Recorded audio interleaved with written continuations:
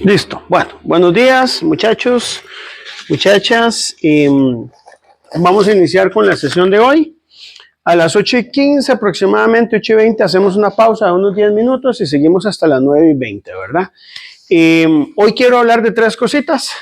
Vamos a tocar tres temas. El primero de los temas con el que quiero arrancar hoy es lo de jerarquía metrológica internacional y nacional. Quiero hablar un poquito de qué es eso, pero quiero hablarlo también desde el punto de vista más pragmático y del por qué es importante entender el tema de jerarquía y por qué le damos en metrología tanta importancia, sobre todo en científica, al tema de jerarquía metrológica. Cuando nosotros hablamos de metrología industrial y legal, hablamos más de trazabilidad, pero cuando nos metemos en metrología científica interesa más jerarquía. Entonces queremos hablar un poquito de lo que es eso. Segundo punto que quiero hablar hoy es un poco acerca de lo que es regresión lineal y sobre todo lo que es el método de los mínimos cuadrados ordinarios. En este curso vamos a estar viendo dos tipos de regresión, lo que es mínimos cuadrados ordinarios y lo que es la parte de mínimos cuadrados ponderados, que eso no lo voy a ver hoy, lo voy a ver la próxima lección. Hoy quiero ver todo lo que es mínimos cuadrados ordinarios. Ese es un tema que se vio en el curso de análisis de incertidumbre con un enfoque un poquito diferente. Hoy quiero generalizarlo y utilizar los métodos matriciales. Para ese tema vamos a usar una referencia que tal vez ustedes conocen, que es el Montgomery de Dewey. ¿Ustedes qué libro usaron o qué texto usaron ese? Bueno, entonces de ahí, con ese pueden estudiarlo bien. Yo creo que es un libro bastante ingenieril y yo creo que nos puede servir para entender algunos conceptos. Hoy vamos a ver algunos conceptos. Y lo otro son aspectos generales de la tarea. Ya yo creo que, bueno, hoy la tarea tienen chance de entregarla hasta medianoche, es impostergable, ¿verdad?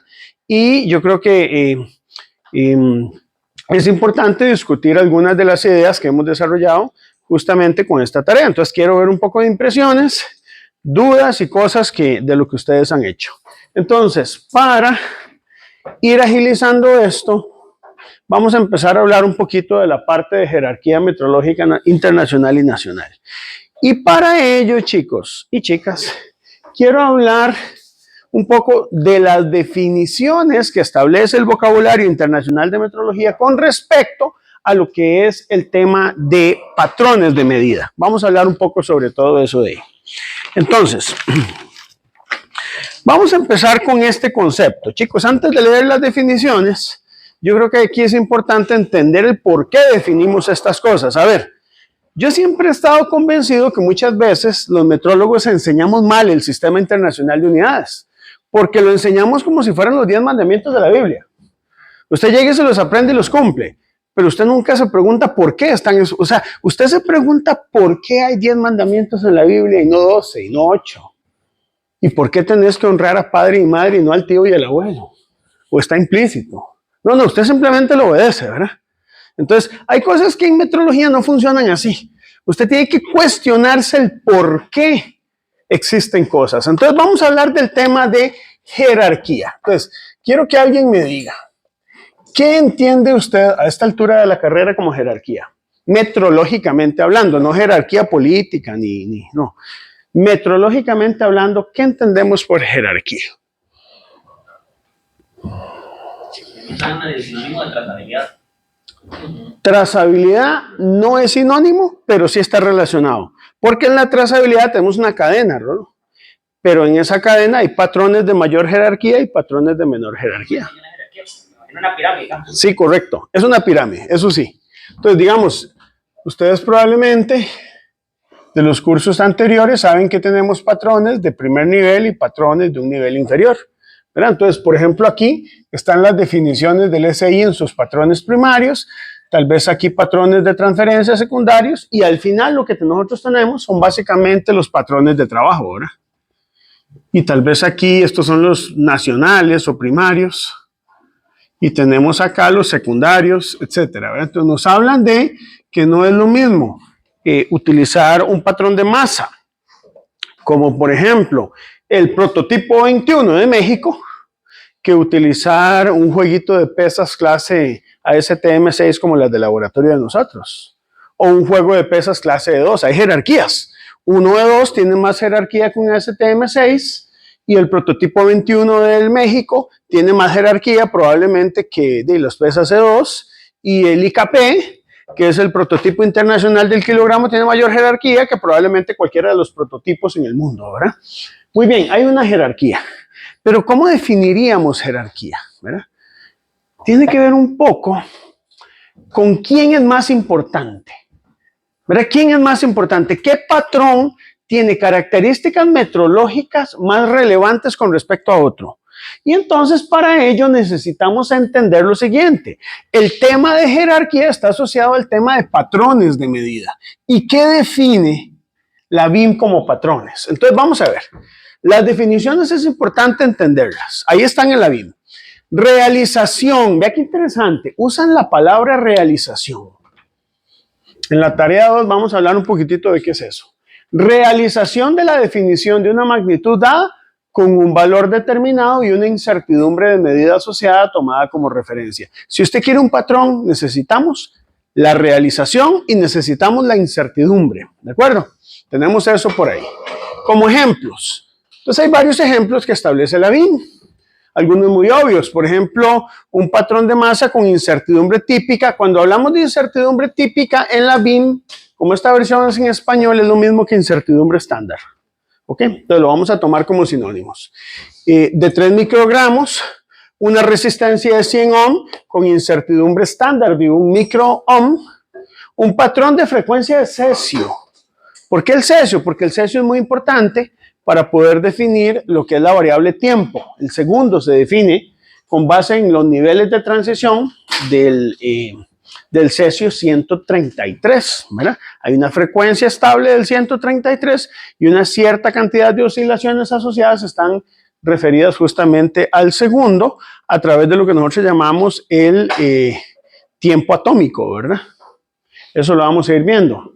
De hecho, en este curso, chicos, como trailer del curso, ¿verdad? Vamos a ir viendo cosas como, por ejemplo, ¿por qué hay meses que tienen 30 y otros 31 días, ¿verdad? No sé si ustedes han preguntado eso. ¿Por qué tenemos un año de 365 días? Realmente, ¿cómo se define el algoritmo de los años bisiestos? ¿Cómo definimos que es un segundo intercalar? ¿Se acuerdan del segundo? ¿Cuándo se meten? ¿Cuáles son los segundos? Vamos a documentarlos. Entonces vamos a hablar un poquitito de eso.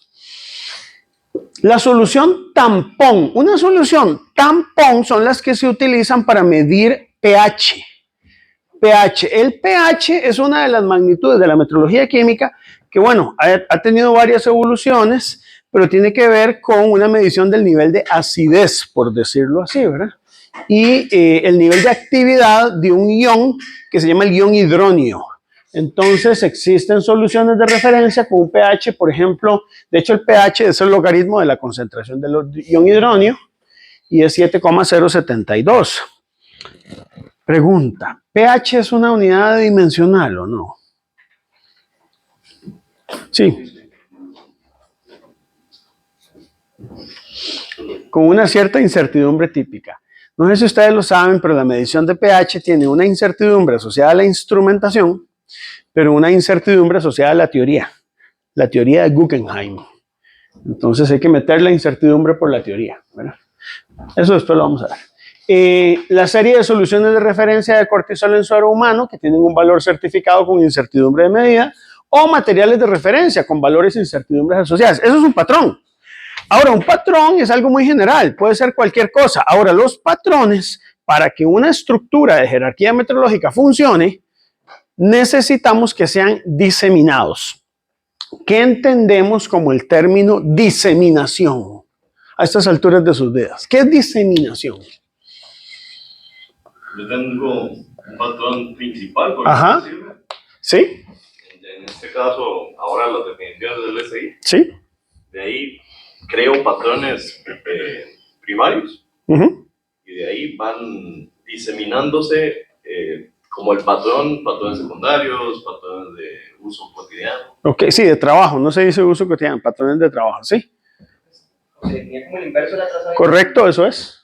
Cuando usted hace la trazabilidad, usted lo que hace es una, ¿cómo se define trazabilidad? Es una propiedad de un resultado de medida, ¿verdad? Así dice la BIM, tal que puede ser relacionado a través de intercomparaciones hasta las definiciones de las unidades del SI. Pero la diseminación es al revés. ¿verdad? Cuando vos hablas de trazabilidad, vas de tu medición a las definiciones del SI.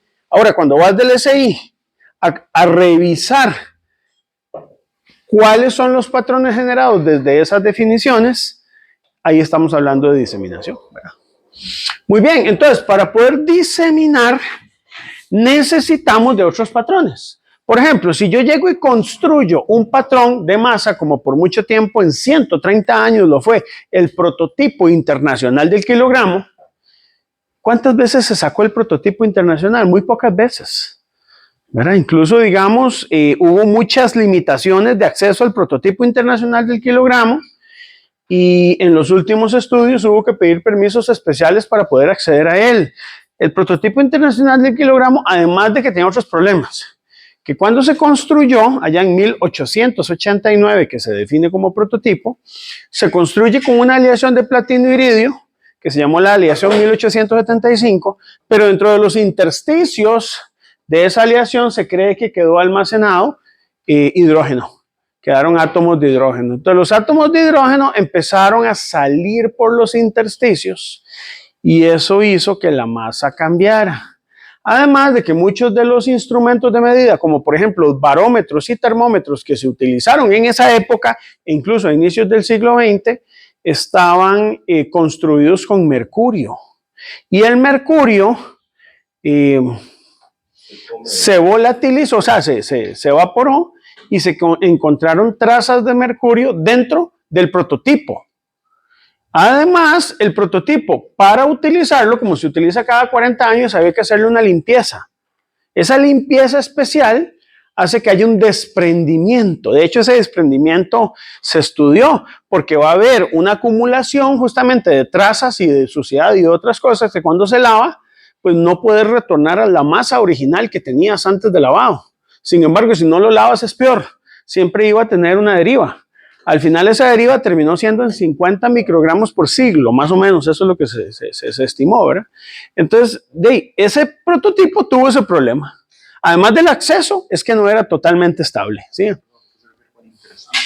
Intersticio se refiere a que dentro de las moléculas quedan huecos, dentro del platino y el iridio, y ahí se deposita hidrógeno. Como el hidrógeno es una molécula muy chiquitita y queda atrapada en el proceso de fabricación, pero conforme pasa el tiempo, ¡plum!, esas moléculas salen y entonces pierde masa. ¿Verdad? Pierde masa lo que nosotros dijimos que es un patrón de masa. Entonces viene la parte filosófica. Si yo defino como patrón de masa el prototipo del IKP, del prototipo internacional del kilogramo, ¿realmente el prototipo está perdiendo masa o está ganando masa el universo? Bueno, piénsenlo un poco, ¿verdad? Entonces, de ahí, obviamente, al no tener esa estabilidad en la lectura o en lo que es el valor de masa del kilogramo, fue necesario redefinirlo con base en lo que hoy consideramos que son las constantes más estables de la naturaleza. ¿Cuáles son? Las generadas a partir de la cuántica. Y de ahí es que el principio de acción mínima es el que permite definir a través de lo que llamamos la balanza de Kibble el valor del kilogramo, con un experimento especial, ¿verdad? Pero entonces buscamos de alguna manera generar esa jerarquía. Ese es el patrón, digamos, mundial, internacional, referencia en el sistema internacional para el kilogramo, pero necesitamos tener acceso. Y si no tenemos acceso, necesitamos otro tipo de patrones. Necesitamos, por ejemplo, réplicas del prototipo. Necesitamos acceso a esas réplicas. Y de esas réplicas diseminar a otros patrones de menor jerarquía. La jerarquía es muy importante.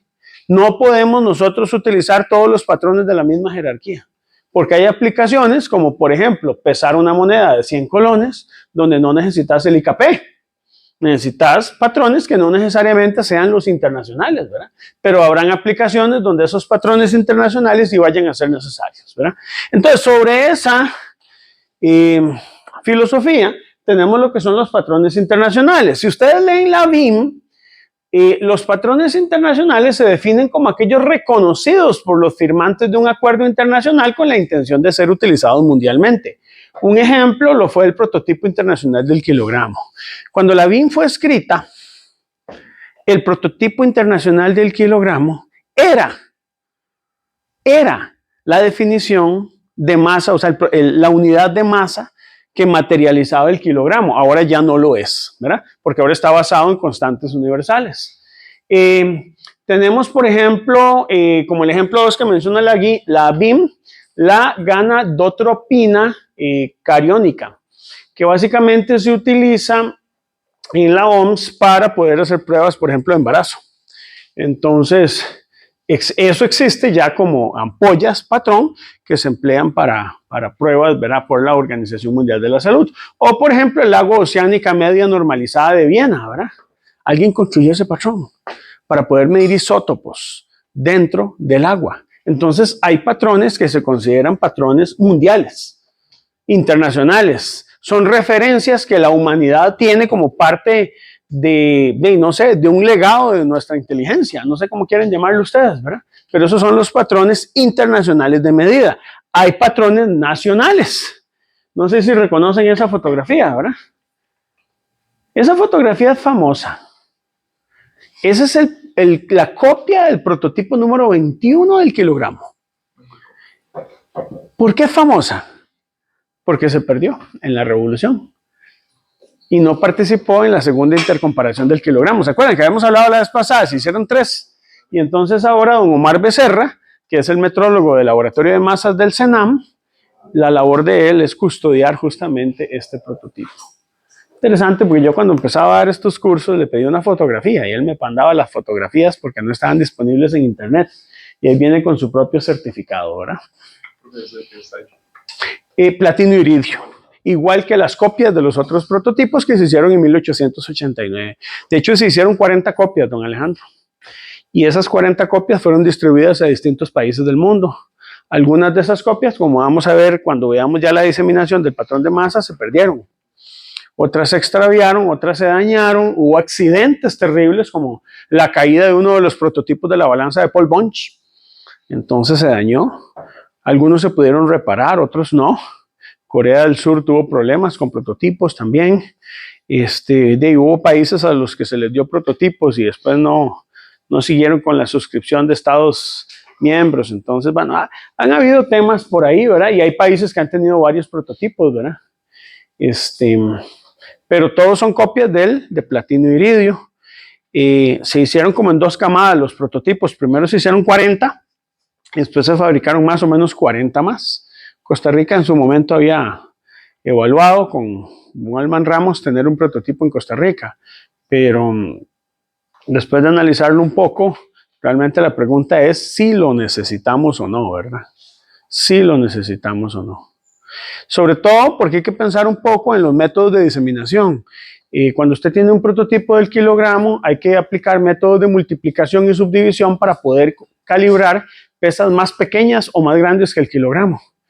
Y ahí sí podría ser importante el prototipo, ¿verdad? Sin embargo, de momento no lo tenemos, ¿verdad? No se ha visto tan necesario. Nuestra trazabilidad ha estado en la NRC de Canadá. Entonces hay varias copias de los prototipos y por ahí estuvo la trazabilidad de nosotros, ¿verdad? Entonces no tenemos prototipo en Costa Rica, ¿verdad? No sé si ustedes piensan que sería bonito tener uno. Yo pienso que sí, pero no sé si estamos preparados en este momento para darle el uso adecuado a uno de estos prototipos. Este patrón, el nacional, es reconocido por una autoridad nacional para servir en un estado o economía como base para la asignación de valores a patrones de magnitudes de la misma naturaleza, ¿verdad? Entonces tiene una menor jerarquía. Vos tenés un internacional, pero tenés un patrón nacional. Es una forma de clasificar los patrones. Otra forma de clasificar los patrones no es por internacional y nacional, sino es por primario, por ejemplo, y secundario, ¿verdad? Entonces un patrón primario es establecido mediante un procedimiento de medida primario o creado como un objeto elegido por convenio. ¿Quién te dice qué patrón es un patrón primario? O sea, hay alguien que diga, vea, este es un patrón primario y este no es un patrón primario. La convención. Es un tema de absoluta convención. Las convenciones en los seres humanos son muy importantes, chicos, porque las convenciones permiten estabilidad en muchas cosas de criterio. En la economía, por ejemplo, una moneda que utilice un país es muy importante por su credibilidad. Si una moneda no tiene credibilidad, no puede utilizarse como patrón para poder hacer intercambio comercial, ¿verdad? Ustedes saben que una moneda necesita varias características para funcionar, ¿verdad? ¿Por qué usted no elimina la moneda y hacemos intercambio con cacao, con plátanos, ¿verdad? Porque si yo quiero llegar y comprarme el automóvil del año y yo soy panadero, ¿cómo hago para agarrar todas las toneladas de pan para dárselas a la empresa que me va a vender el automóvil? No, no se puede.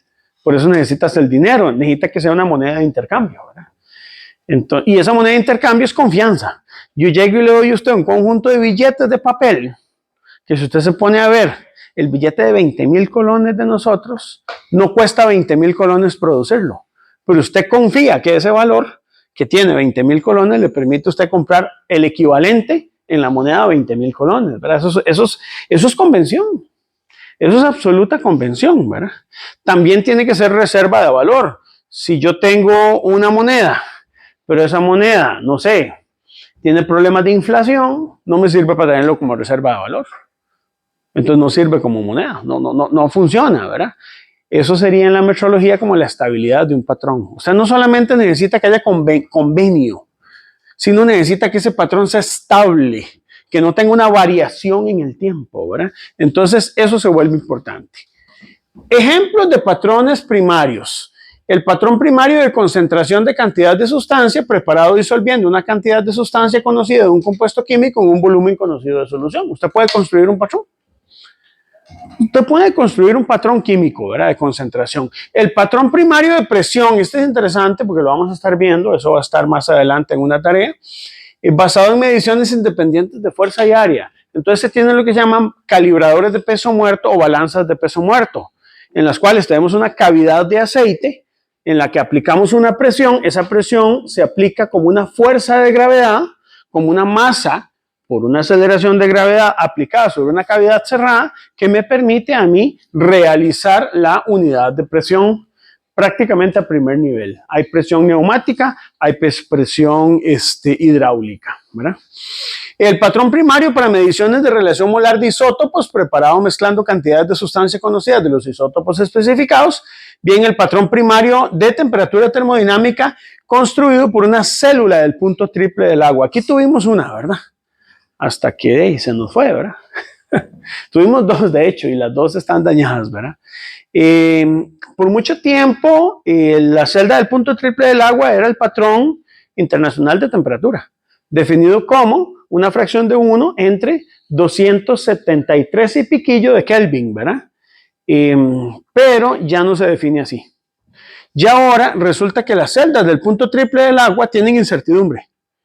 Es decir, antes se consideraba la materialización de los puntos fijos de la escala de temperatura como patrones primarios. Entonces, por ejemplo, si usted quería establecer un patrón de temperatura, usted lo que necesitaba eran celdas del punto triple o celdas de puntos fijos, por ejemplo, galio, agua, mercurio, qué sé yo, y también instrumentos que te permitieran interpolar entre dichos datos de la ITS 90. ¿Se acuerdan de la ITS 90? Y con eso era suficiente para tener una cadena de trazabilidad sin tener que salir del laboratorio. Usted compra sus celdas del punto fijo, de puntos fijos o sus puntos fijos, tener la instrumentación y eso era el patrón de temperatura. Ahora, ¿qué pasa ahora? Ahora ya no, porque ahora muchas de esas celdas, se notó que tenían discrepancias, pequeñas, pero tenían discrepancias. Entonces había que hacer intercomparación de celdas. Y todos esos esquemas del control de calidad motivaron a redefinir ahora la temperatura ya no con base en puntos fijos, sino con base en ¿qué? En la constante de Boltzmann, ¿verdad? ¿Qué entienden ustedes como constante de Boltzmann? ¿Ustedes alguna vez se han puesto a pensar qué es eso? Aquí hemos hablado mucho y ¿entendemos realmente qué es la constante de Boltzmann? No. ¿Se acuerdan de esta relación, verdad? La entropía es la constante de Boltzmann por el logaritmo del número de microestados. Esta vaina es adimensional y esto va en Joule sobre Kelvin y tiene un valor especificado sin incertidumbre. Es una forma de relacionar entropía con microestados, sí, pero ¿eso qué? ¿Cómo se relaciona con temperatura? Bueno, es que justamente la temperatura está asociada con la energía cinética molecular que tenemos de una sustancia. Y la forma de relacionarla es justamente a través de la constante de Boltzmann, ¿verdad? La constante de Boltzmann es la que nos permite definir ahorita temperatura y siento que el BIPM lo que está diciendo es, vean, definan métodos para medir temperatura. Cualquier método que use la constante de Boltzmann que esté bien documentado se los vamos a aceptar. Entonces, en este momento hay mucho trabajo dentro de la parte de metrología científica en poder materializar la parte de temperatura. Y también trabajar temperaturas altas, ¿verdad? Lo que es, por ejemplo, la ley de radiación de Planck, porque la ITS 90 tiene un máximo en los puntos fijos, pero por encima de esos puntos fijos tenemos que utilizar una escala basada en la radiación de Planck. Bueno, tenemos el prototipo internacional del kilogramo como objeto elegido por convenio. Entonces, el prototipo internacional del kilogramo podría verse como un patrón internacional, o podía haberse visto como un patrón internacional, y además como un patrón primario. No necesariamente las dos definiciones son contradictorias entre sí. ¿Qué sería un secundario? Bueno, es un patrón establecido por medio de una calibración con respecto a un primario. Entonces tenemos los primarios, calibramos y tenemos los patrones secundarios. Entonces esa calibración puede realizarse directamente entre un patrón primario y secundario o a través de un sistema de medida intermedio calibrado por el patrón primario, al que se le asigna un valor del patrón secundario. Y un patrón cuyo valor se asigna por relación a un procedimiento primario de medida es un patrón secundario. Entonces también eso pasa. Hay formas de calibrar un poco raras. Chicos, ¿se acuerdan ustedes de dureza, verdad? Dureza es una magnitud como un poco extraña. Porque ¿qué es un patrón primario de dureza, verdad? ¿Qué es un patrón secundario si estamos definidas por procedimientos? A veces dentro de la metrología química, un patrón es un procedimiento para hacer las cosas, como una receta, ¿verdad? Y no solo en la metrología química, eso también puede ocurrir, ¿verdad? Y hay patrones de patrones, ¿verdad? Porque hay magnitudes físicas de magnitudes físicas, ¿verdad?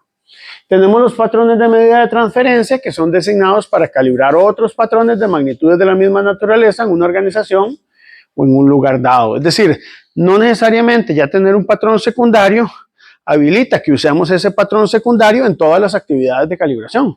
Podrían haber, ¿verdad?, situaciones en las que sea necesario utilizar este tipo de patrones de transferencia. Se usa mucho el patrón de transferencia. ¿Verdad? Yo puedo tener un patrón en mi laboratorio secundario, pero yo tal vez no lo quiero sacar. Entonces utilizo algún patrón de transferencia. O podemos hacer actividades como estas. Queremos hacer una intercomparación. Y alguien tiene que poner un patrón. Yo no voy a poner el patrón secundario de mi laboratorio. Me costó mucho dinero poder calibrarlo. Utilizamos un patrón de transferencia, un resistor de transferencia, una pesa de transferencia. Entonces, esto se utiliza mucho, ¿verdad? Vean que lo que yo quiero que vean hoy es que el concepto de patrón es más amplio que simplemente una referencia. Simple, ¿verdad? Tenemos que tener una estructura. Tenemos patrón de medida de trabajo, creo que lo mencionaba usted muy bien, Anthony, que básicamente se utiliza para calibrar, verificar instrumentos o sistemas de medida. Ya es el práctico, ya es el juego de bloques patrón que ustedes utilizan para poder calibrar un vernier, ya es el conjunto, por ejemplo, de pesas que ustedes utilizan para calibrar la balanza aquí del EMIC, o no sé, de cualquiera de este tipo de patrones que ustedes utilizan ya en procesos de verificación o control dentro de una organización para mantener el control metrológico en general, ¿verdad? Eso lo llamamos patrones de medida de trabajo. Y tenemos lo que son los patrones viajeros. El patrón viajero, chicos, se parece al de transferencia, pero no es el mismo. El patrón viajero está hecho y destinado para ser transportado a lugares distintos. Por ejemplo, lo que es el patrón de frecuencias del cesio 133, que básicamente es portátil y que usted básicamente con baterías puede ponerlo a trabajar. Ese tipo de patrones se conocen con el nombre de patrones viajeros, ¿verdad? Esto lo establece todo la BIM, es importante, ¿verdad? Y por último, por aquí yo creo que vale la pena hablar de lo que es un patrón intrínseco de medida, ¿verdad? Y, ¿qué es el patrón intrínseco? La definición es como muy concreta, ¿verdad?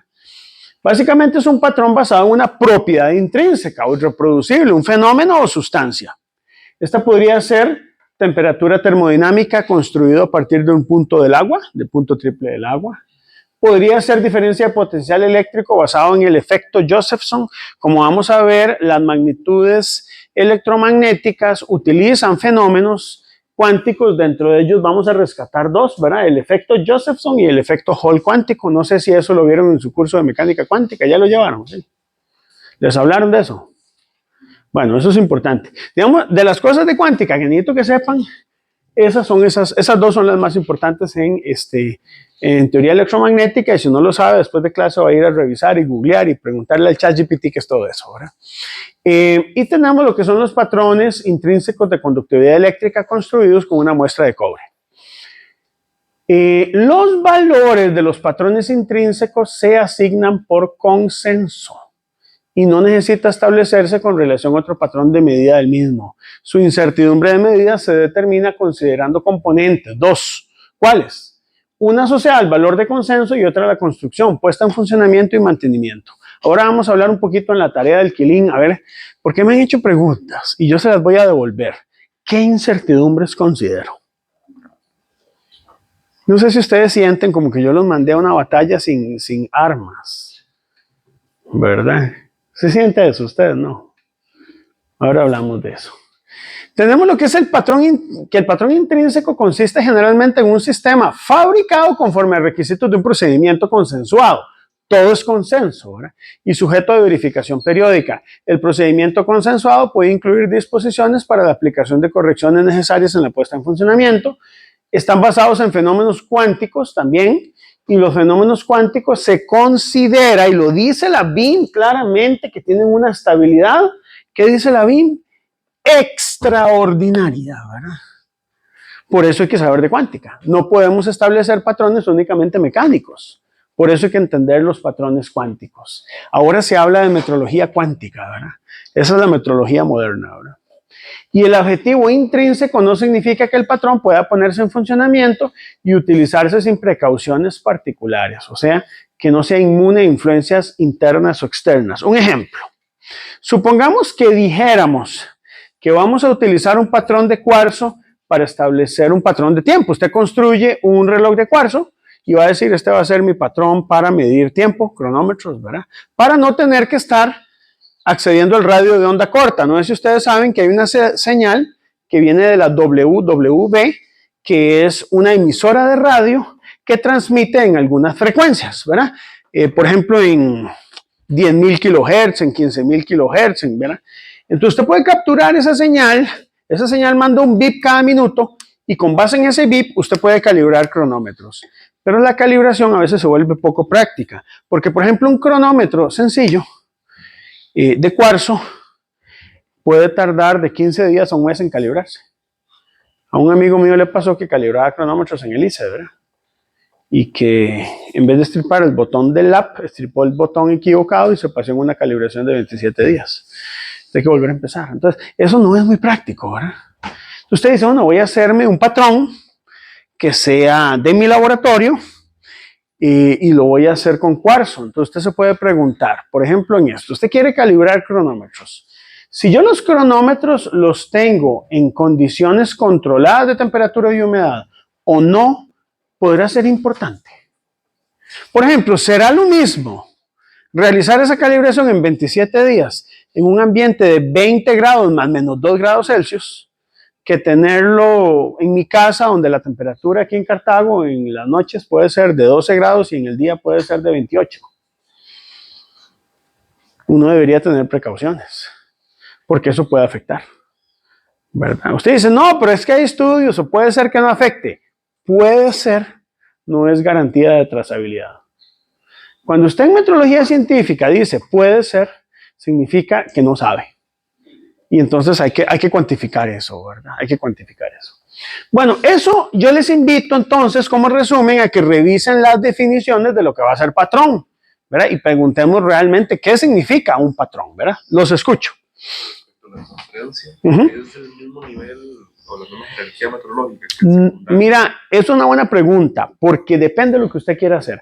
A un colega mío le pasó que usaron un patrón de transferencia que era más preciso que los patrones que tienen en el laboratorio. Entonces resulta que no salió muy bien en la intercomparación. Entonces, no, uno tiene que definir qué jerarquía tiene. Usualmente un patrón de transferencia tiene jerarquía de un patrón secundario, pero podría tener menos jerarquía incluso, ¿verdad? También nos ha pasado cosas como esta, chicos. Una vez participamos en una intercomparación de masas y todo el mundo quería participar en este país.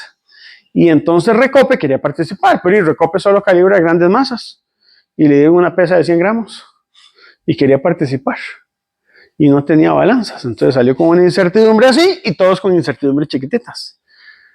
Entonces uno a veces tiene que tomar decisiones en la vida. Hay empresas en las que usted no tiene que meterse.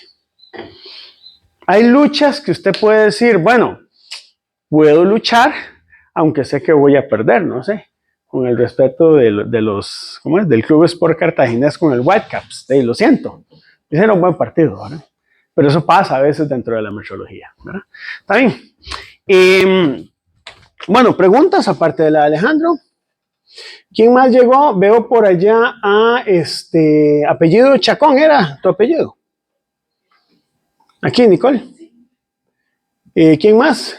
¿Tu apellido? Enrique Castillo. Castillo, sí, es que los tengo por apellido aquí. Castillo, Vallespi o Vallespi. Sí, es que no la pusieron, pero ahora se la ponemos. Y yo. Jordani, Michael Jordani Montero. Espérate para ver. Aquí, muy bien. Dana, ¿cómo? Herrera.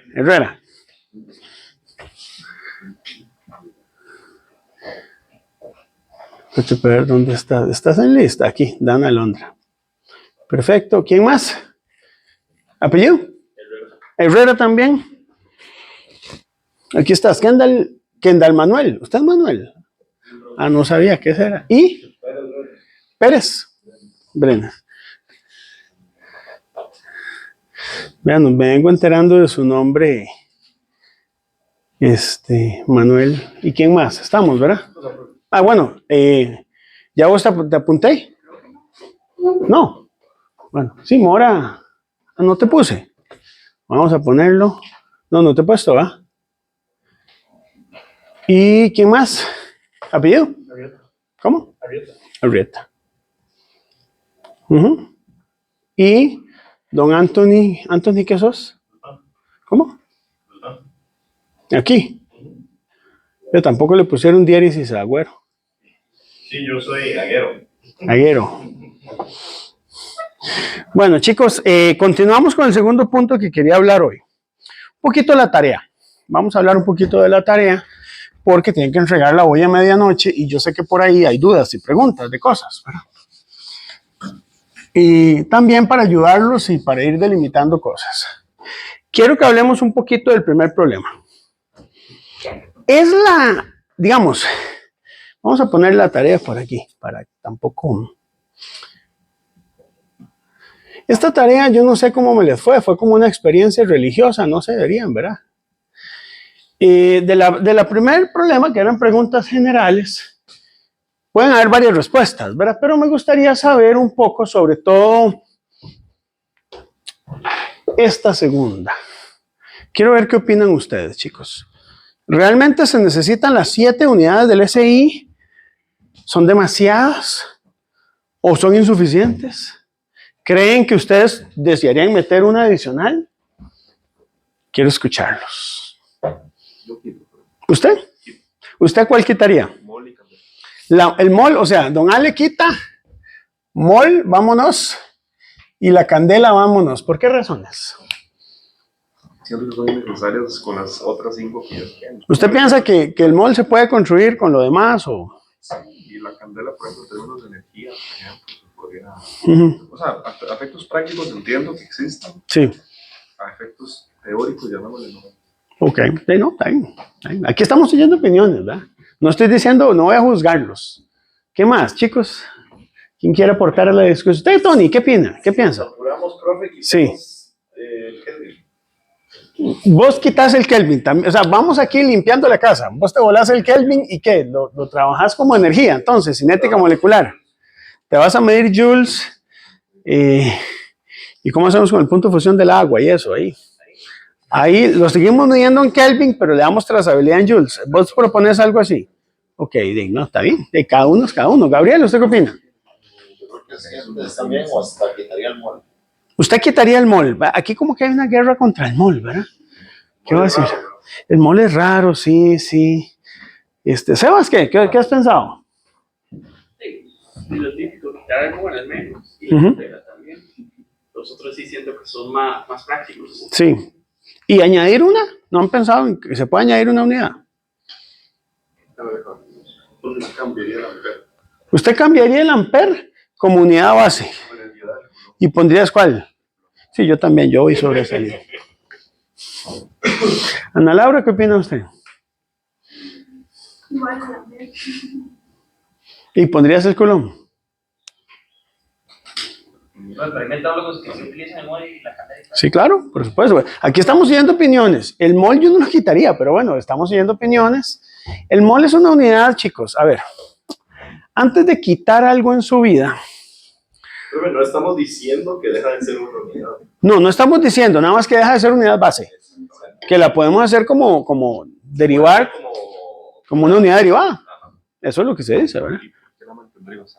¿Por qué la mantendría yo? Por temas de materialización, porque yo sí siento dentro de mí, y ahí sí es objetivo, y me pueden, que la constante de Avogadro sí es una constante de la naturaleza. Que medirla desde otras unidades es como complicada. Entonces, hasta que no la midamos bien, hasta que no la podamos relacionar con otras constantes físicas independientes, yo la mantendría. Porque si no, ¿cómo construir la constante de Avogadro desde las otras unidades del sistema internacional? O desde las otras definiciones, ¿verdad? Y yo lo pensaría por ahí, ¿verdad? Por otro lado, por ejemplo, la constante H de Planck se usa para definir el kilogramo. Pero no sé si en cuántica ustedes vieron algo que se llama la constante de estructura fina.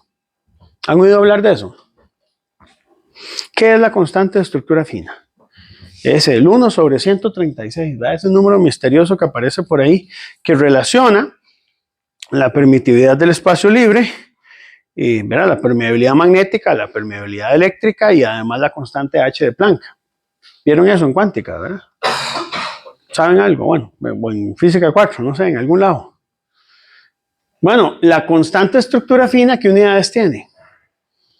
¿Alguien sabe? Es adimensional. O sea, usted la puede medir en cualquier sistema de unidades que le da el mismo valor. ¿Y creen ustedes que pueda o no ser una constante universal? Hoy por hoy, la constante de estructura fina se mide con incertidumbre. Entonces, no sé, a mí me parece raro, a mí me parece que la constante de estructura fina parece ser como una constante propia de la arquitectura del universo. Sin embargo, hoy por hoy la medimos con incertidumbre, ¿verdad? Entonces, sí, hay como una discusión por ahí, chicos. ¿Qué unidades añadirían? Ninguna. Yo aquí tengo una propuesta de una compañera que no pudo asistir, que dice que el byte, que su múltiplo sería el bit y que podría ponerle múltiplos, pero en escala binaria, ¿verdad? Ustedes saben que 2 a la 10 es 1024, entonces, por ejemplo, un kibibyte son 1024 bytes, un mebibyte son 1024 kibibytes. Entonces, hay gente que quiere ponerla para poder medir información. Ahora, ahí lo que pasa con esa unidad, chicos, es diferente. El bit es un 1 o 0, pero cuando usted agarra 8 bits, conforma lo que llama un byte, que es el equivalente a un carácter, una A, una Q, una coma, no sé. Y ahora una cantidad de bytes que van en base binaria, no en base decimal, con base binaria, define ya, por ejemplo, un kibibyte, que son 1024 bytes ahí. ¿Verdad? Entonces, para medir cantidad de información puede ser importante. ¿Qué siento que pasa con el byte? Y esto es una opinión, no es que esto sea solamente lo que yo opino, no sé qué opinan ustedes, ¿verdad? Pasa como con el electromagnetismo en el siglo XIX. No sé si ustedes saben, chicos, que en el siglo XIX el electromagnetismo no se consideraba como física real, así como de veras, de verdad. La física real era mecánica de fluidos, era mecánica clásica. Pero las ecuaciones de Maxwell no eran física. O sí, pero era diferente. No sé cómo decirlo. Es como decir, bueno, el byte es o no unidad del sistema internacional. Está como en esa región, ¿verdad? En la región donde todavía los seres humanos no han asimilado qué significa eso. Y si es realmente parte o no del sistema internacional de unidades, ¿verdad? Entonces, yo creo que anda por ahí. No sé si alguien más pensó en alguna unidad que quisiera añadir al SI, ¿no? O más bien ustedes son de la filosofía que hay demasiadas. ¿Vos, Susan, qué? Más bien usted va quitando unidades. Ok. Luego, ¿usted qué? Sí, como que no son muy populares estas. Entonces, vea, vamos a hacer una cosa en este curso. Antes de seguir pensando que vamos a eliminar unidades, mi recomendación es estudiarlas bien, entenderlas bien, ver sus orígenes, sus relaciones con otras constantes de la naturaleza, tratar de entender cómo se relacionan, por ejemplo, con la constante de Rydberg, como por ejemplo con la constante estructura fina, cómo se relacionan entre sí, y después podemos repensar más adelante en el curso si realmente son o no son necesarias. Por otro lado, chicos, ¿ustedes concebirían una vida inteligente que no tenga sentido de la vista? Y que se comuniquen de otra manera. ¿Qué otra manera puede ser? Ondas sonoras. ¿Por qué no hay una unidad de base de las? O sí la hay. Está el decibel, ¿verdad? Está el bel. Pero el bel es como... Es una unidad logarítmica. ¿Qué unidades tiene? Son adimensionales. Nosotros vamos a dedicar una lección entera a ver unidades adimensionales, chicos. Y entonces entender qué es eso, ¿verdad? Investigaron las unidades suplementarias, chicos. ¿Qué pasó con ellas? Uno madura en la vida, ¿verdad? Como usted dice, yo ya ahora no soy así. Ya ahora maduré, ya. Esas sí las quitamos de haber, ¿verdad? Qué raro, porque era un poquitillo nada más. ¿Dos? Sí, dos. Nada más. Ahora, hay unidades que usted diría, ¿y por qué no hacemos un paquete y metemos todas las adimensionales ahí? El coeficiente de fricción. ¿No? O el número de Reynolds. Yo no sé si existirá una magnitud dentro de la metrología que se dedique a medir números de Reynolds, ¿verdad? Bueno, y antes del receso, pues ya me pasé 6 minutos. La pregunta 2, ¿cómo me les fue, chicos? Yo quisiera leer, porque voy a calificar las tareas, ¿qué definición nueva me van a dar de incertidumbre? Porque hay una definición de la GUM, así como la GUM 1, duda, dice duda del valor verdadero. Y hay otra definición que es la que da la BIM. Hoy por hoy vamos a hacer algo que en metrología no se suele hacer, solo en científica, cuestionar los documentos oficiales de la metrología. Eso es lo que hacemos en metrología científica. ¿Qué opinan?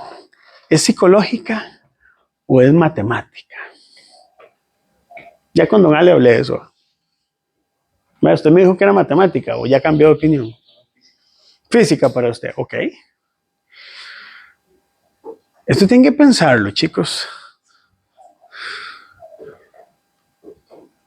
O sea, si yo le doy a usted una incertidumbre, ¿es algo físico, matemático o psicológico? Para mí es psicológico. Para vos es psicológico. Es un problema de un todo humano. Hay gente que piensa que, por ejemplo, la economía es psicológica.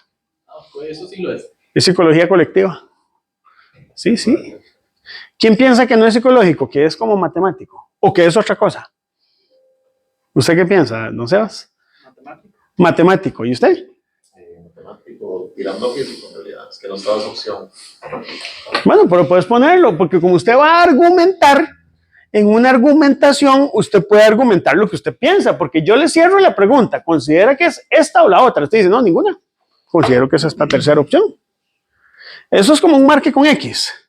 Si usted le dan 4 opciones y ninguna le gusta, ponga la quinta y diga y argumente. Estamos en metrología científica, aquí la cosa es diferente, ¿verdad? Muy bien, vean, vamos a ver la segunda parte. La segunda parte de la sesión de hoy y tal vez lo de regresión lineal puede ser que lo veamos después. Quiero ver algunas dudas generales respecto a la tarea. Primero, ¿cómo sacar la media de consenso? Demos una fecha límite porque algunos no han subido los datos. Yo sé que algún compañero ya se nos confesó, le agradezco su honestidad, pero lo que tengamos al mediodía, con eso trabajamos. ¿De acuerdo? Si falta gente, eso es como que usted haga una convocatoria, como cuando hicieron la convocatoria para la primera versión de la GUM, que no todo el mundo respondió, o llegó tarde la carta, o no la mandaron, o se perdió el bar, no sé. Entonces, lo que vamos a hacer es lo siguiente. Uno va a tener una serie de participantes. Voy a llamar a los participantes con un número, por ejemplo, N. Participante 1, 2, 3, 4, hasta el participante K. Yo esperaría que K sea el número de estudiantes de este curso. Si alguno pues no envió los datos, sorry, ¿verdad? Sorry con zorrito, pero bueno. Cada uno de ustedes es responsable. Chicos, vean, en este curso, usted no solo tiene que ser responsable con el curso, tiene que ser responsable con las mediciones que usted haga. Las mediciones hablan de usted como persona. No sé si usted es consciente de eso, chicos.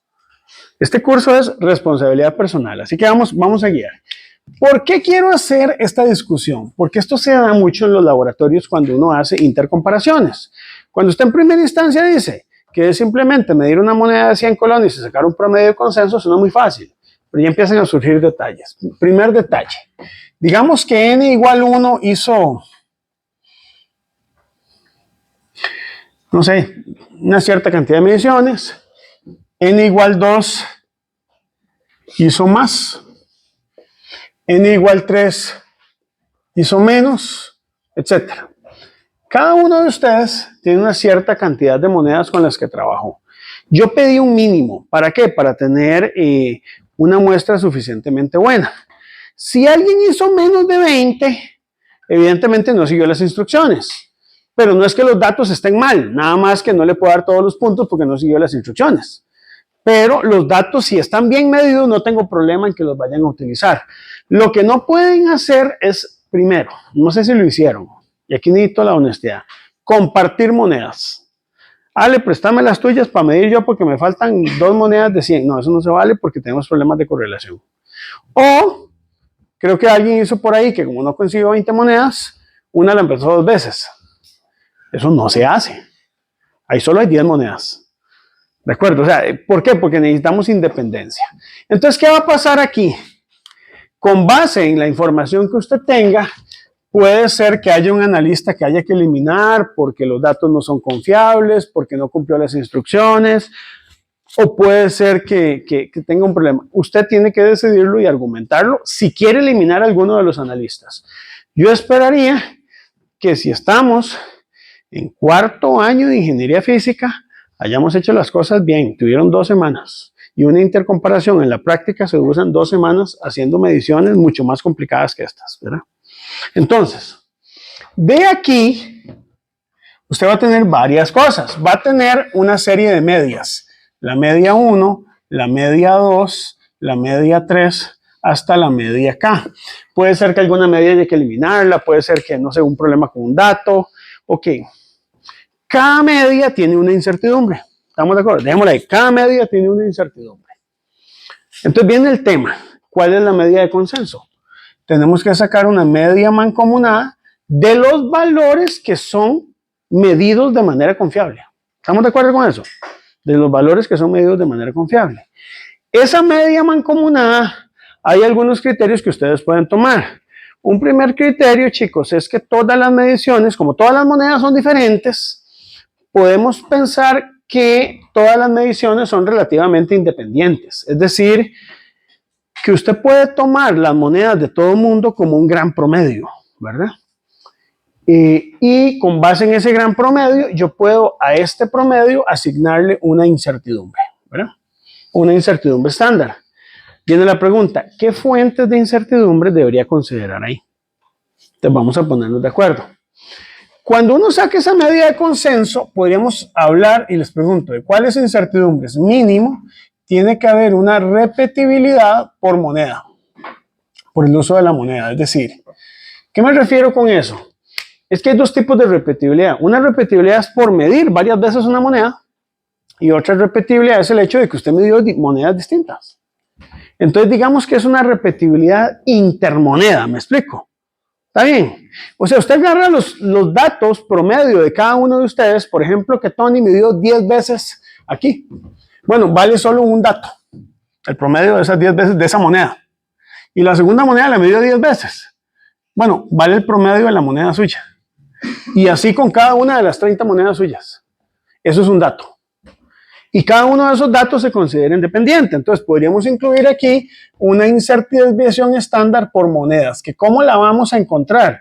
Esa desviación estándar por monedas es tomar todos los promedios de las monedas que están bien medidas, calcular ese promedio y calcular una desviación estándar de toda esa muestra. Ejemplo rápido, si todo el mundo hizo 20 mediciones, porque tiene 20 monedas y son 20 estudiantes que tenemos disponibles, son 400 mediciones. El N es 400. ¿Me explico? Entonces usted va a calcular una incertidumbre por repetibilidad intramoneda. Digamos intramoneda. Que tiene que ser la desviación estándar de todas las monedas entre la raíz del número total de monedas que usted considera que son adecuadas. Y eso va a tener un número de grados de libertad asociado a N-1, ¿verdad? Aquí hay que manejar incertidumbres. Yo parto de ese hecho. A ver, esto no sé si será feo o no decirlo, pero una cosa es llevar un curso y otra cosa es aprender un curso. Aquí hay que aprender. Y lo que no aprendimos, para eso retomamos, ¿verdad? Está bien. O sea, si algo no se acuerda, hay que irse al curso de análisis de incertidumbre.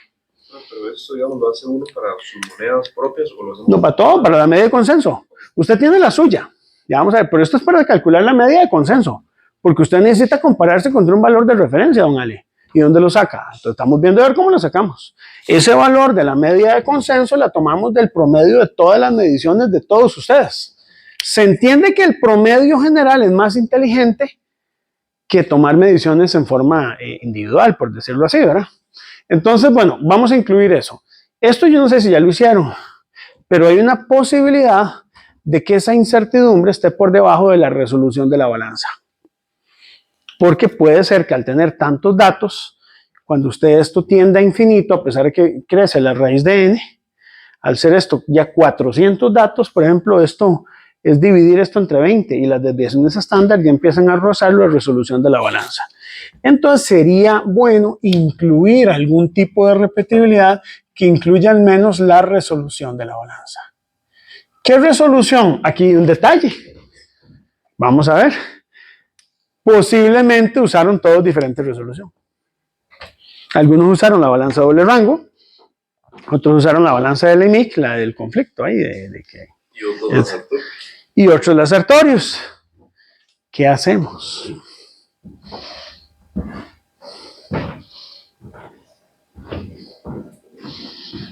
Número es el peor caso.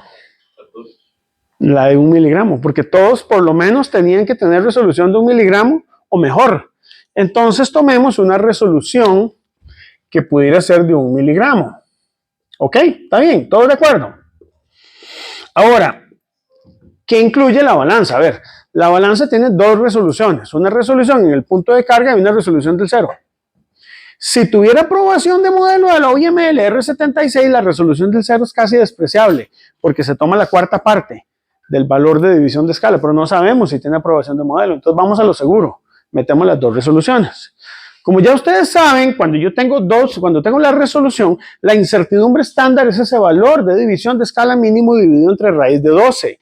Pero cuando usted suma dos distribuciones rectangulares de la misma magnitud, la convolución de esas dos da una triangular, ¿verdad? Entonces, efectos prácticos.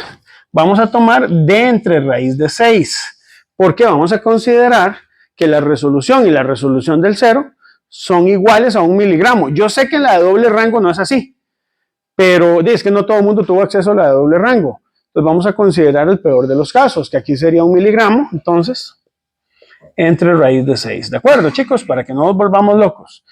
Y ahora sí, podríamos pensar en una incertidumbre asociada o a la calibración o al error máximo permitido de la balanza. Mi sugerencia, usted puede tomar sus decisiones, pero mi sugerencia es que tratemos de convenir en alguna incertidumbre de calibración de la balanza que puede tener más incertidumbre, que sería en este caso, si usaron la de laboratorio, utilizar la balanza asociada a la Sartorius, ¿verdad? Si usaron balanzas que no fueron estas, podríamos utilizar algún otro tipo de incertidumbre por calibración. Y ahí les pregunto, ¿verdad? Porque vamos, ahora está viendo los datos de la señorita Ana Laura. Tenés el error de indicación y tenés la incertidumbre, ¿verdad? Entonces, ¿qué pasa ahí? ¿Cómo tomamos en cuenta la incertidumbre de calibración? Es una incertidumbre expandida entre un factor de cobertura, pero esa incertidumbre expandida es el valor absoluto del error de indicación más la incertidumbre de calibración entre el factor de cobertura. Ahora, la balanza fue calibrada en varios puntos, por decir algo, carga mínima, 0,2 gramos, o lo que fuera, no sé, 100 gramos, 200 gramos, 300 gramos, hasta, no sé, el punto que haya llegado máximo, ¿verdad? ¿Cuál valor tomo?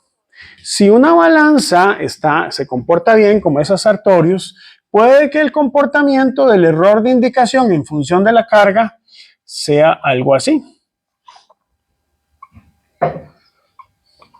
Aproximadamente lineal. Entonces, si nosotros estamos entre 0 y 100 gramos, no tiene sentido usar el valor máximo porque está fuera del rango de lo que estamos midiendo. ¿Estamos de acuerdo, señorita Ana Laura? Entonces, como esto es lineal, ¿para qué voy a utilizar una incertidumbre muy grande? A ver, yo sé que hay gente que es muy ansiosa en el mundo, ¿verdad? Y que usted mejor se prepara para cualquier desastre, ¿verdad? Yo les decía a mis estudiantes de la primera generación, doble mascarilla, ¿verdad? En el COVID. Bueno, sí, está bien. Yo le decía vacilando y a un estudiante que usaba doble mascarilla, ¿verdad? Hay que ser razonable. ¿Para qué vas a utilizar errores más grandes si estás en un punto donde no estás llegando a estos errores porque una moneda no pasa de 10 gramos?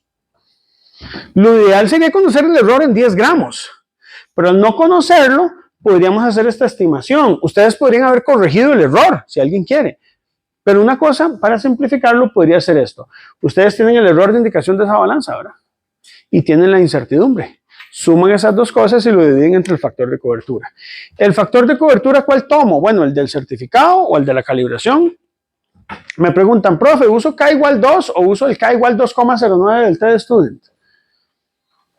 Si usa el 2 está más conservador. Si usa el 209 es más preciso. Yo usaría el 209 si tengo la información. Entre más información tenga uno, pues evidentemente tenés un poquito más de información. Pero eso para esta incertidumbre. Como le sumas el E, use el 209 si quiere. Usted que preguntaba ahí, usted tiene el factor de cobertura. Esa decisión la toma usted. Si tenemos una incertidumbre intramoneda, una incertidumbre de resolución y una incertidumbre de calibración, ya tenemos componentes que puedo considerar que son relevantes. ¿Podrían haber otras? Sí, pero no tenemos información clara. Por ejemplo, la deriva. Si usted está haciendo el ajuste interno, no debería estar afectando la deriva significativamente, porque las pesas tampoco es que tengan un desgaste significativo de un año al otro año si nadie las está tocando. Pero alguien, vuelvo al punto, usa triple mascarilla en el COVID y quiere meterla. Chicos, vean, vamos a ser prácticos. Dejen estas tres incertidumbres para efectos de la incertidumbre de la media mancomunada. En esta última calibración, ¿tomamos un valor de consenso o los datos de la balanza? No, la balanza está calibrada. Por ejemplo, no sé cuál es el error. Creo que la pregunta de Ale es, ¿todos vamos a usar el mismo valor? Ah, no, de ahí no sé, ustedes tienen que usarla. Si pueden usar valores diferentes, deberían ser consistentes.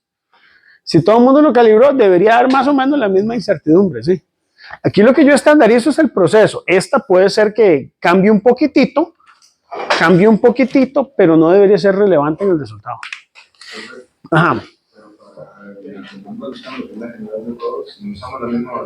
No usamos la misma balanza, pero la balanza al menos tiene que tener una resolución de 1 miligramo como máximo, la más pobre. Por eso usamos esto como valor conservador y esto como valor conservador. Pero si usted tiene datos, a ver, de otra balanza, lo que habría que hacer, Michael, es ver cuál balanza usó y ver si el error de indicación fue mayor. Si usted usó las balanzas de laboratorio, la que tiene la incertidumbre más grande es la Sartorius, es esta. Entonces, si usó cualquier otra, esta te va a cubrir. Para la personal, pues puedo usar el valor que usé, pero Para la... misma todo. Sí, por eso, los que no usaron la misma todos, por eso estamos usando la mayor incertidumbre para la de consenso. A ver, me explico, porque si no, ¿y cómo hacemos? Para poder comparar los valores tenemos que hacerlo bajo igualdad de condiciones, ¿verdad? Esto se llama democracia y la democracia es la dictadura de las mayorías. Y en esa dictadura de ahí perdemos un poco de información. Tal vez usted pudo haber usado una balanza más fina, pero como no todo el mundo tuvo acceso, de ahí hay que ceder un poquito en esto. Lo que queda claro es, aquí estamos calculando la incertidumbre final, ya la de la media de consenso. Esta se llama media de consenso. Pero igualmente el punto A nos pide sacar la incertidumbre de nuestros datos. No, pero esa es otra, esa parte no. La de sus datos usted lo hace con su balanza, con la información suya, con la resolución suya, Michael. La de sus datos usted la trabaja porque usted supo cómo calcularla. Pero para efectos prácticos, no nos importa la incertidumbre de las otras personas. Para efectos prácticos no, porque usted mide solo usted. Esa es en su casa. No lo vamos a usar para nada. En la primera parte. En la media de consenso, ni modo, usted tiene que pedir datos prestados de todo el mundo. Entonces vamos a ver. En la tarea yo les pido varias partes. Es que no sé si estamos claros con el enunciado. Vamos a ver.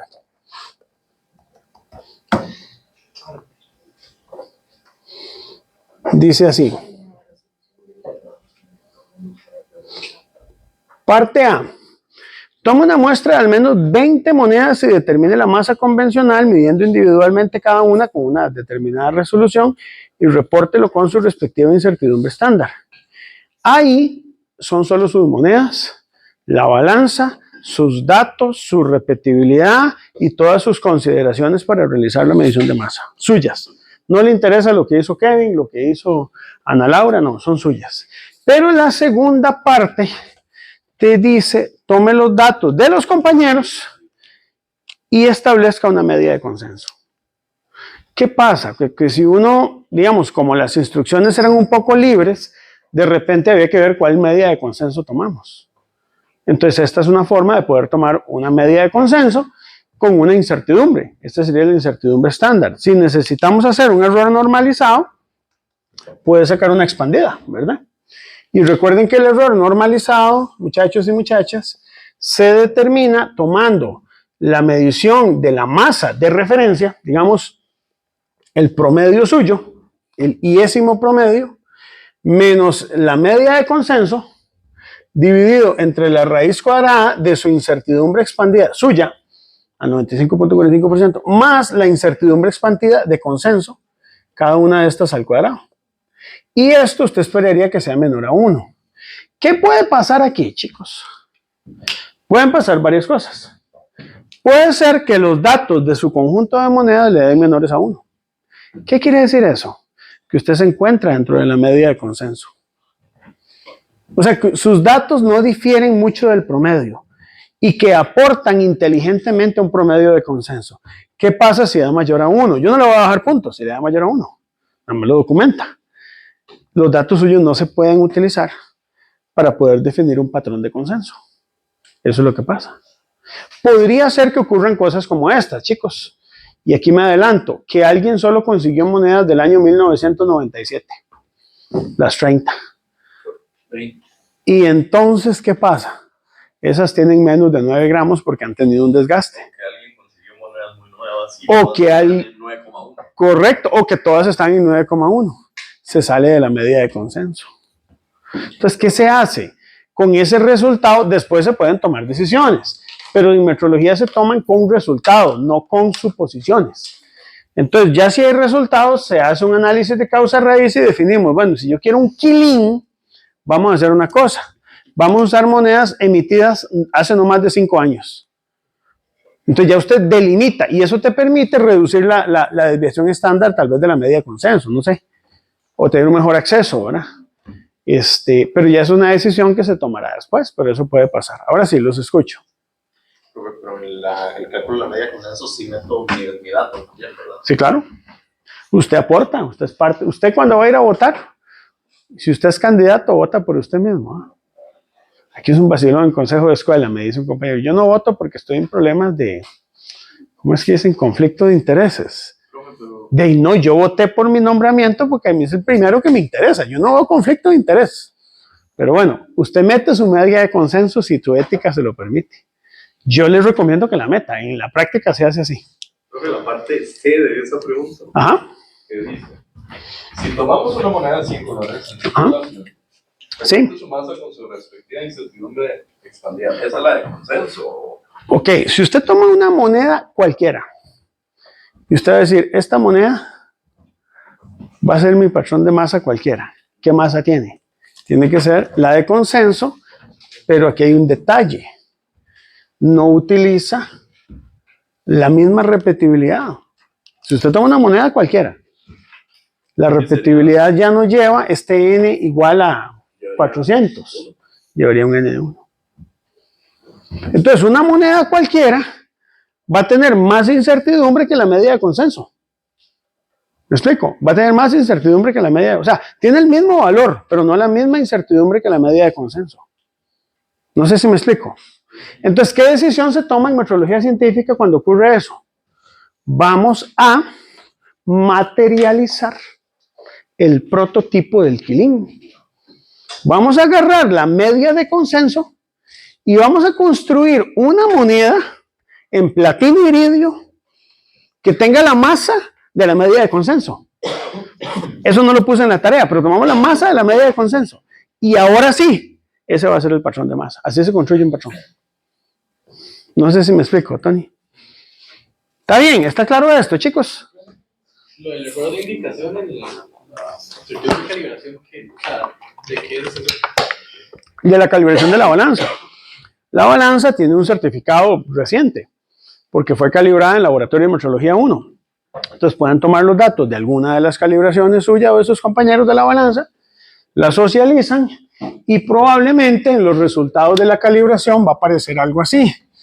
Carga aplicada, no sé, 0,2 gramos, 100 gramos, 200 gramos, no sé, indicación de la balanza. Entonces puede ser que aquí de 0,200, aquí de 100,001, no sé, aquí da. Error de indicación. Entonces aquí el error es 0. Aquí el error es más, 001, más, 002. Y viene la incertidumbre expandida, no sé, 0,001. Entonces, ¿qué hace uno? Si voy a medir una moneda que está entre 0 y que está en 10 gramos, puedo tomar los valores de la calibración o de alguien que lo haya calibrado, o van y la calibran, no sé. Y tomamos este error y esta incertidumbre. Un primer acercamiento que hemos visto en el curso de estimación de incertidumbre es que usted toma el valor absoluto de este error, que aunque sea negativo o positivo, usted lo suma con esta incertidumbre. Aquí daría 0,001, porque es 0 más esto, pero aquí daría 0,003. ¿Cuál valor toma? Este sería el E más U, es 0,003 gramos. ¿Me explico? Y ese lo tomamos, lo dividimos entre el factor de cobertura. Y ese es el que incluiríamos aquí. Pero todos usamos una balanza distinta. Por eso es que estamos usando la balanza Sartorius, porque como todos usaron balanzas distintas, usamos la peor. La que tiene la resolución del miligramo. Si alguien usa una balanza con 5 decimales, de ahí, la democracia es la dictadura de la mayoría. Así funciona. Cuando usted democratiza algo, se pierde información. Hay ¿cómo te dice? Usted puede haber hecho un gran esfuerzo, pero si no todo el mundo hizo el esfuerzo igual, los datos no son comparables. Ese es el problema. Entonces, podemos considerar eso. Y muy probablemente todo el mundo usó más o menos una balanza similar a esta. Entonces, podríamos tomar esa consideración. ¿Está bien? como para flexibilizar un poquito lo de los resultados. ¿Estamos claros con eso? ¿Preguntas? Ok, vamos con el péndulo, chicos, porque también ese es otro que me han preguntado. ¿Sí? ¿Qué pasó? Tal vez lo dejamos para el sábado. Ay, usted sabrá, no sé. ¿Para el sábado?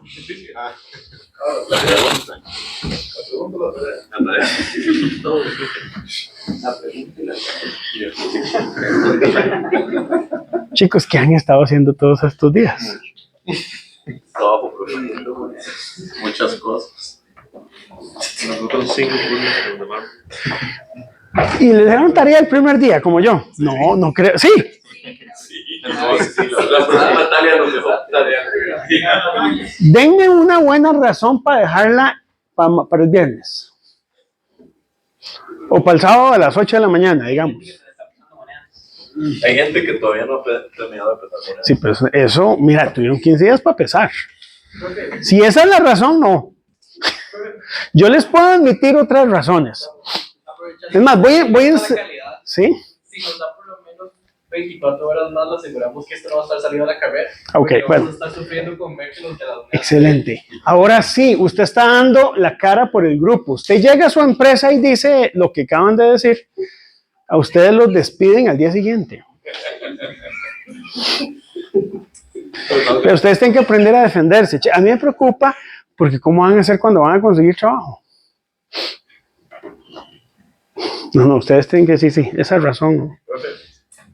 Yo tengo Esa razón yo creo que es una buena razón. Yo tengo una razón personal, que es que esta semana tuve muchos tasks en la Ajá. empresa.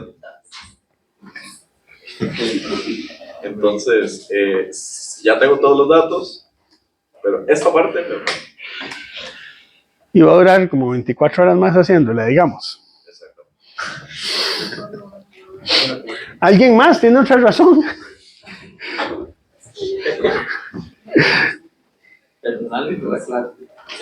Sí, uno debería haber una razón más justificada, digamos, porque hemos tenido... Yo sé que, a ver, yo les voy a dar alguna para defenderlos, para que vean que yo no estoy en contra de ustedes, chicos. hasta hoy es... Profe, Hasta Es que yo hoy creo que tenemos nos esta hubiera información dicho para ustedes. como Sí. una fecha límite para que todos tengamos monedas y si tuviéramos por lo menos un día solo. estamos de acuerdo, pero entonces por eso teníamos 2 semanas y la idea era que ustedes... Sí. Como profe hubiera dicho, hasta el miércoles todos toman las monedas y... Vea, esta tarea tiene un detalle importante. Y es que yo estoy midiendo la capacidad de ustedes para poder llegar a un consenso. Y me estoy dando cuenta que no es buena. Sí, tal vez yo no quería poner una fecha límite, pero quería justamente que esto fuera parte del aprendizaje, chicos. Usted no puede dejar las cosas para lo último. O sea, ustedes están dejando las cosas para lo último. Así, yo Pero bueno, tomé los datos que estaban, ¿no? Los que no los habían puesto. bueno, por eso es que ahí tenemos un problema. Vea, vamos a ver, chicos, sí, les puedo dar un tiempito más basado esto. Y basado tal vez el hecho de que, bueno, Ángelo ya tiene los datos, ¿verdad? Tiene que subirlos ahora antes del mediodía. ¿Ya están subidos? Ah, bueno, ya están los datos de él, ¿verdad? No, es que me están pegando una llorada para que les dé más tiempo para la tarea. Y han tenido 15 días. ¿De qué lado está usted? ¿Cómo?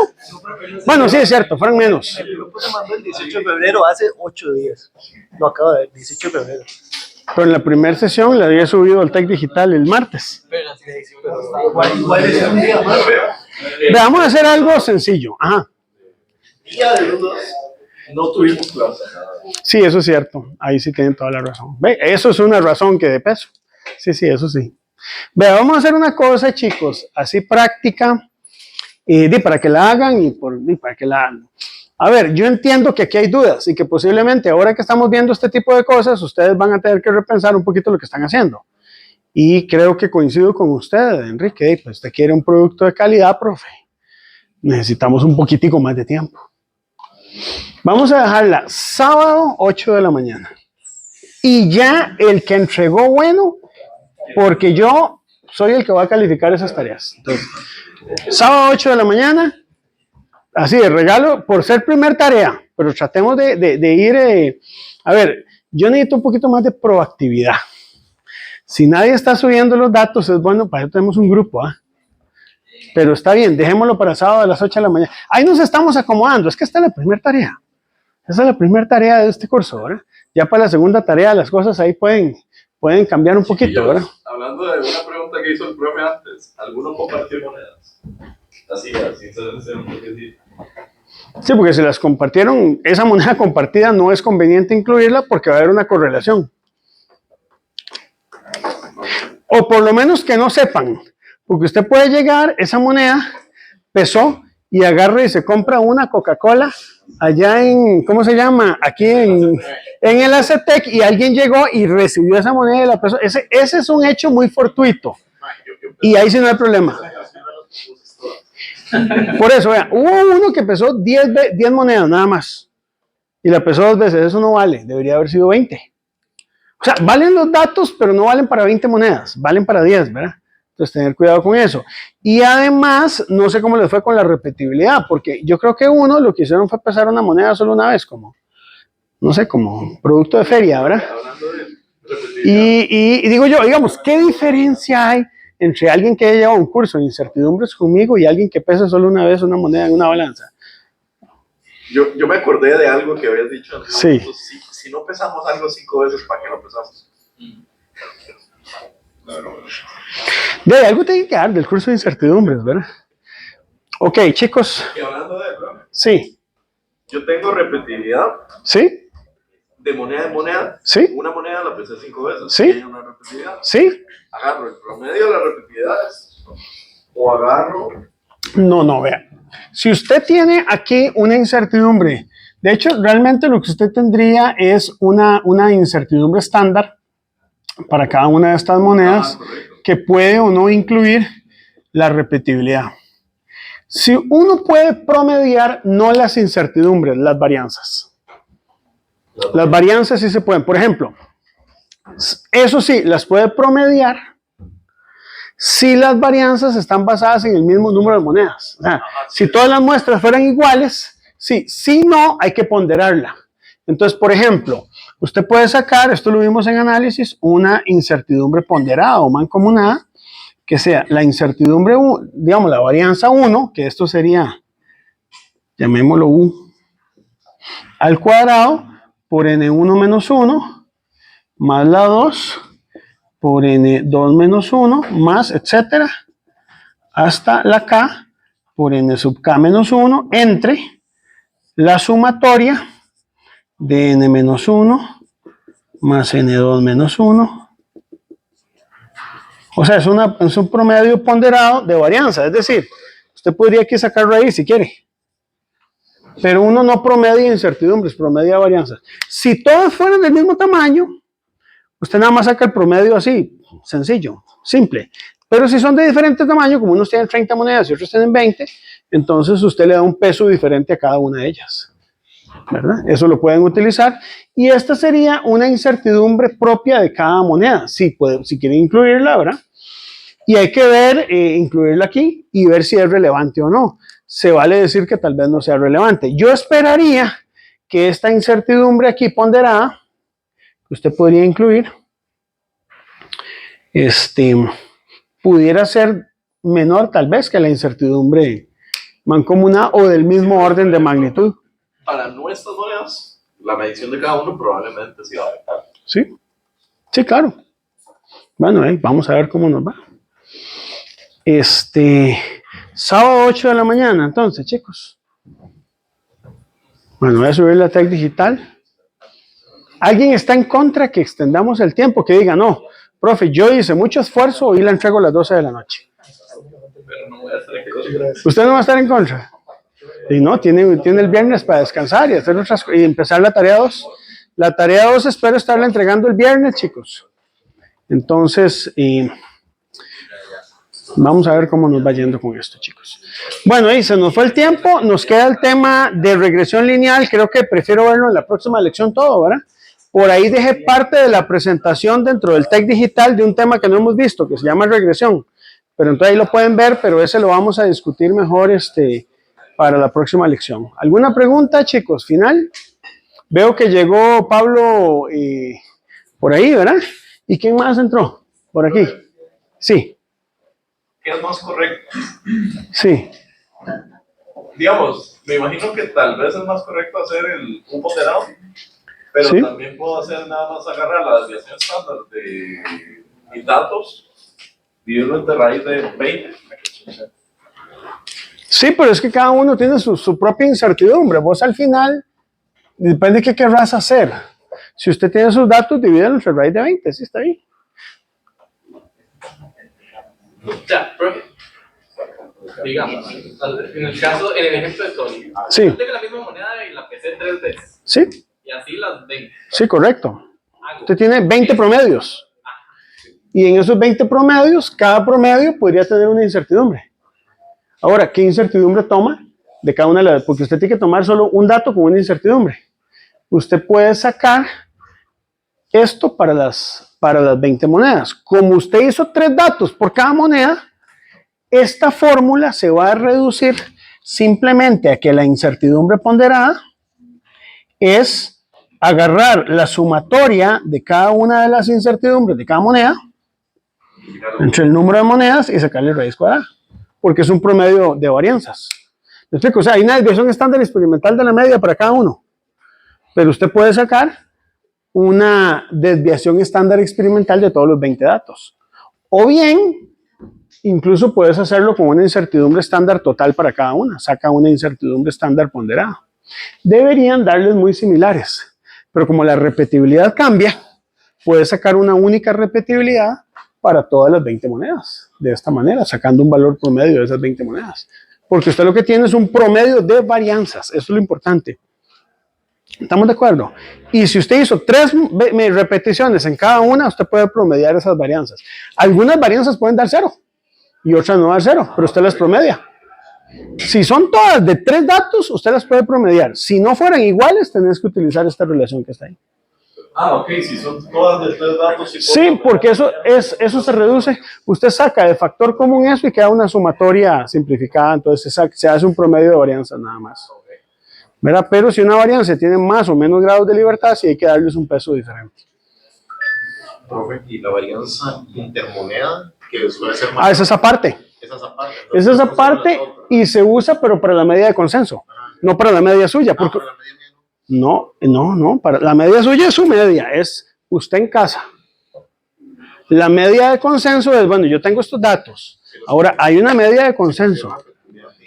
Sí, digamos, chicos, la repetibilidad intermoneda no la consideran en las mediciones suyas, porque usted todavía no tiene acceso.